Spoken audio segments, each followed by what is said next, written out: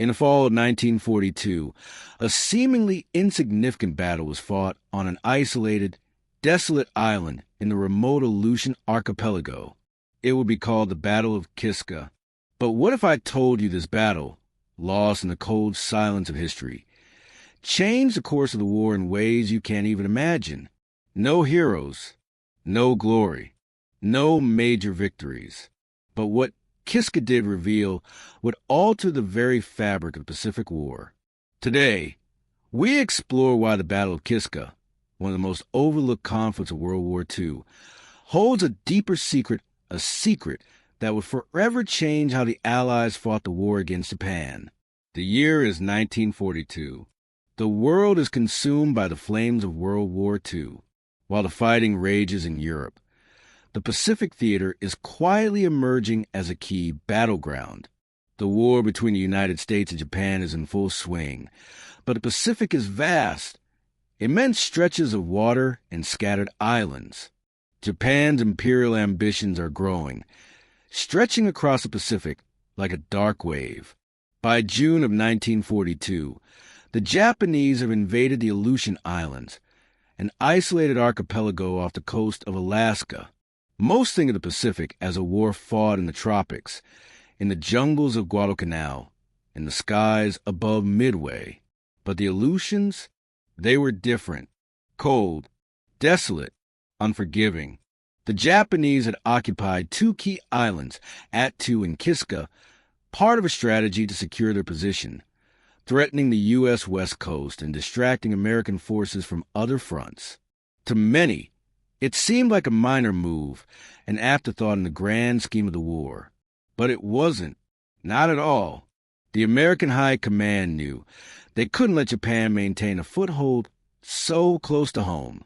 So, in early 1943, the decision is made. Kiska, the more strategic of the two islands, must be retaken. The plan is named Operation Cottage. The goal, retake Kiska by force. The Allies deploy thousands of troops, American, Canadian, and other Allied forces, under the assumption that a fierce battle awaits them, a bloody struggle to take back an island from the Japanese, a key to securing the Pacific. As they prepare for the assault, the Allied commanders are grimly determined. Intelligence reports suggest that Kiska is heavily fortified, bunkers, artillery positions, and entrenched Japanese soldiers. The invasion is expected to be brutal. August 15, 1943. The Allied forces land on Kiska, bracing for the inevitable. The first wave touches down at dawn.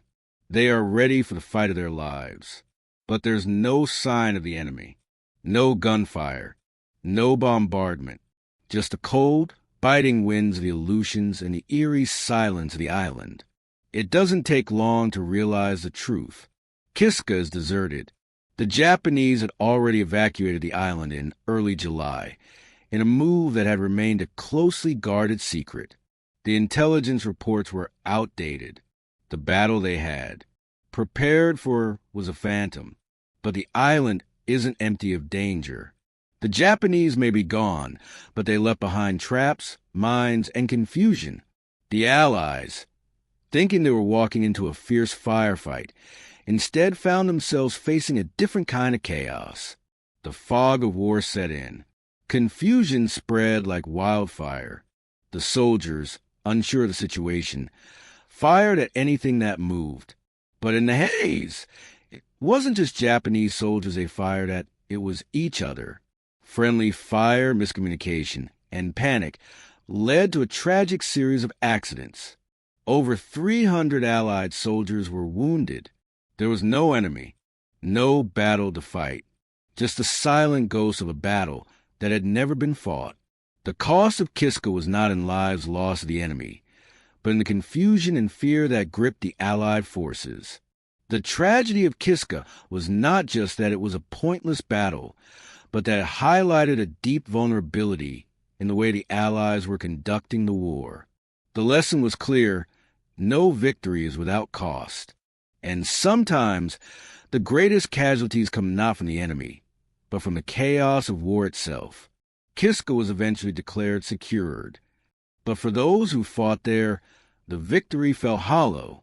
The real fight, it seemed, was not just against the enemy, but against the uncertainty of war, where the line between friend and foe can blur in an instant. Kiska's importance wasn't the victory itself, but in the lessons it imparted. The Allies had learned a bitter truth. Intelligence could win battles, but it could also mislead. And while Kiska was a ghost battle, it gave the Allies something far more valuable than any land: a new understanding of the stakes and the price of victory.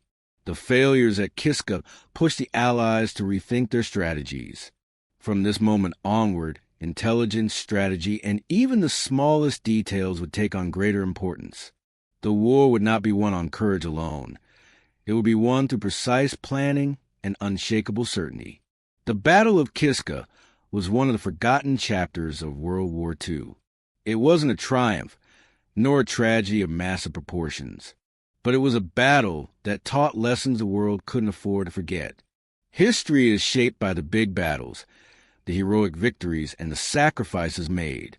But sometimes it's the small, overlooked events that reveal the true nature of war: what happens when the line between victory and defeat is blurred, and what remains long after the smoke clears.